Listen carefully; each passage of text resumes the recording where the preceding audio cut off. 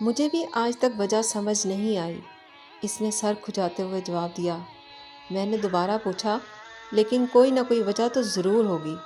تم کامیابی کی کسی بھی فارمولے پہ پورے نہیں اترتے۔ تعلیم بھی واجبی ہے، عقل اوسط درجے کی ہے، کاروبار سینس نہ ہونے کے برابر، حلیہ اور پرسنالٹی بھی بے جان، اور سونے پہ سہاگا تم اپنے کاروبار کو بھی وقت نہیں دیتے، ہفتہ ہفتہ دفتر نہیں جاتے، لیکن اس کے باوجود تمہیں کبھی نقصان نہیں ہوا۔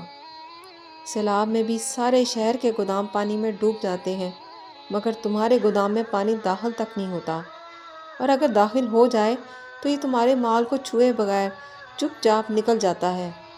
تم لوہا بیچنا شروع کر دو تو وہ چاندی کے برابر ہو جاتا ہے، حتیٰ کہ تمہارے نلکے کا پانی بھی منرل واٹر ہے۔ بسم اللہ الرحمن الرحیم۔ السلام علیکم، عین الیقین چینل پہ خوش آمدید۔ آج میں آپ کے لیے جو کہانی لے کے آئی ہوں بالکل سچی اور حقیقت پر مبنی ہے۔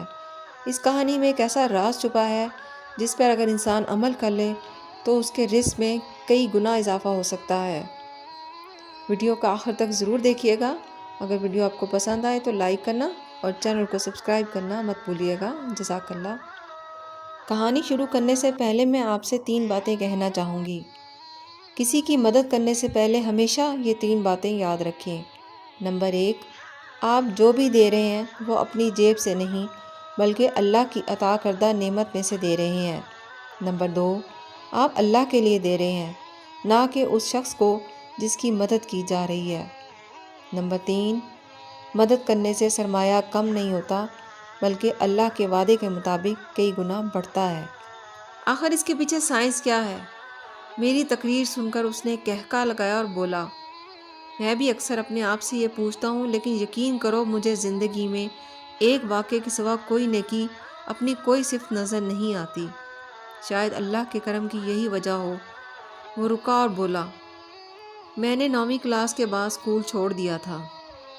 میں شروع میں والد کے ساتھ فروٹ کی ریڑھی لگانے لگا۔ والد کا انتقال ہو گیا تو میں ایک آڑتی کی دکان پر منشی بھرتی ہو گیا۔ زندگی بے مقصد، بے رنگ اور الجھی ہوئی تھی۔ دور دور تک کوئی امید نظر نہیں آتی تھی۔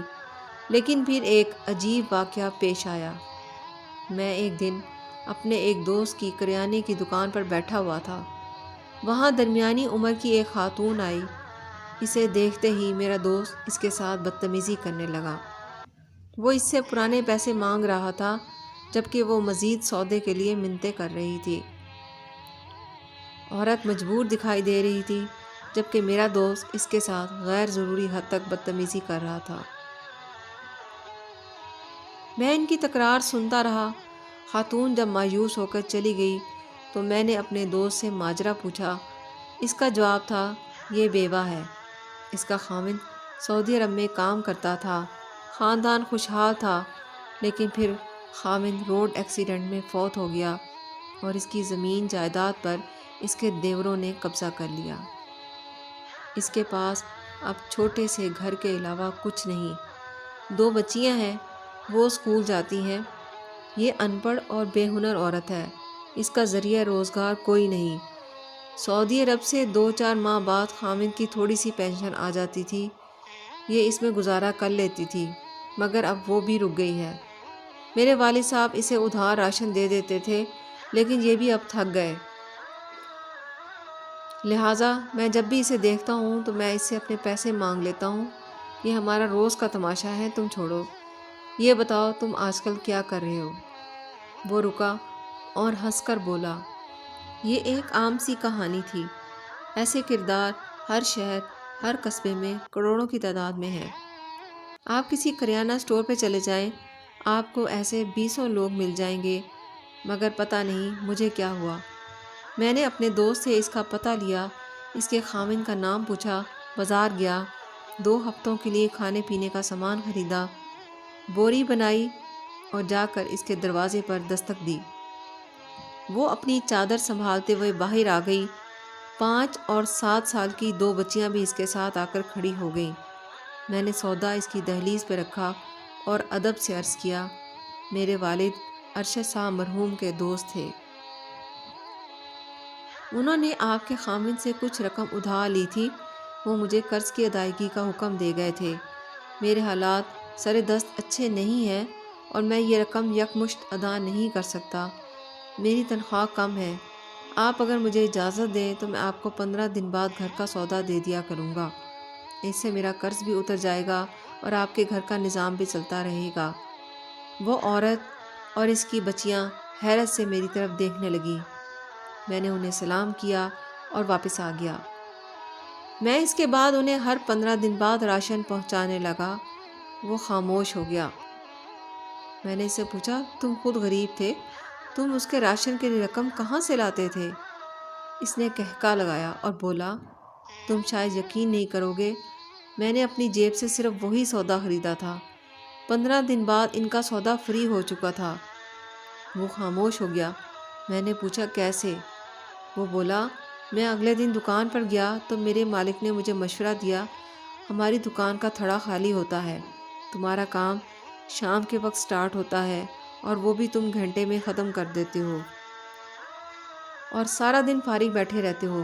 میں تمہیں چاول اور دالیں دے دیتا ہوں، تم یہ تھڑے پر رکھو اور 5-5 10-10 کلو بیچ دو، تمہیں اس سے فائدہ ہو جائے گا۔ غلہ منڈی میں تھوک کا کام ہوتا تھا، ہمارے پاس 5-10 کلو کے بے شمار خریدار آتے تھے، لیکن ہم ان سے معذرت کر لیتے تھے۔ مجھے یہ آئیڈیا اچھا لگا۔ میں نے اپنے مالک سے دالیں، چاول اور چینی خرید لی، اس کے 5-5 اور 10-10 کلو کے پیکٹ بناتا تھا اور کھڑے کھڑے بیچ دیتا تھا۔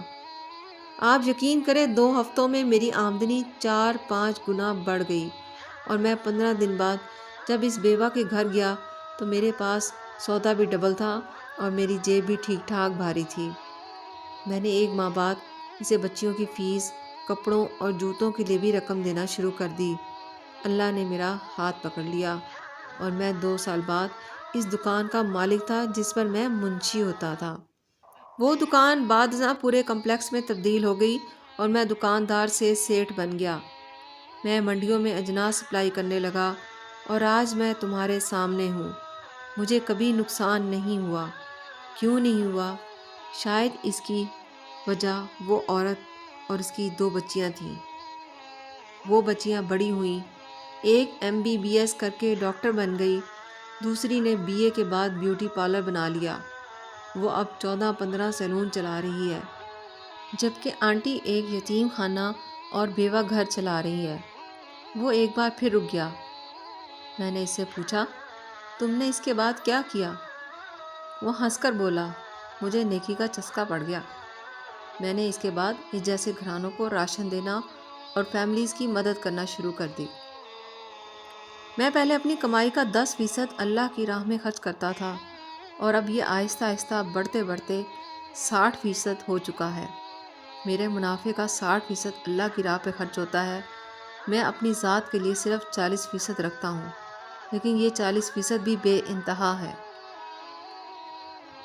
میں روز صبح اٹھتا ہوں اور آنٹی کو دعا دیتا ہوں، وہ اگر اس دن میری زندگی میں نہ آتی تو میں شاید آج بھی کسی دکان پر منشی ہوتا اور 7-8 ہزار روپے تنخواہ لے رہا ہوتا۔